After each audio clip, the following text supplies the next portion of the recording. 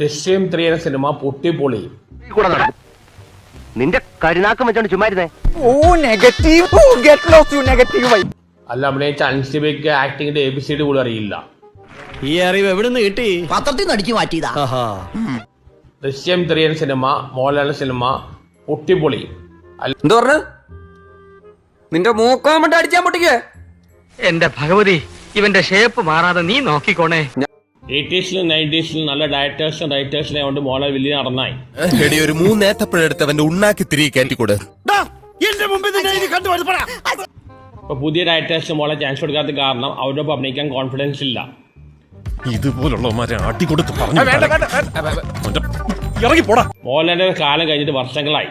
മോഹൻലാൽ വീട്ടിൽ പോയിരിക്കുന്നതാണ് ഏറ്റവും നല്ലത്. നീയാണല്ലോ കോടതി.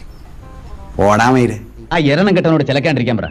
എന്ത് നല്ല കാര്യം പറഞ്ഞാലും അവൻ ഉടക്കുണ്ടാക്കും. കഥാപാത്രം മോഹൻലാൽ ഒരു എക്സ്പെരിമെന്റ് ചെയ്യില്ല, ഒരേ ടൈപ്പ് റോളാ ചെയ്യണം. ഇങ്ങനെ പോവാണെങ്കിൽ മോഹൻലാൽ അഭിനയം നിർത്തനായിരുന്നുള്ളത്. നീ ഇനിയും വാ തുറന്ന നിന്റെ കാലം അറിയാൻ ഭിത്തിയിലടിക്കും.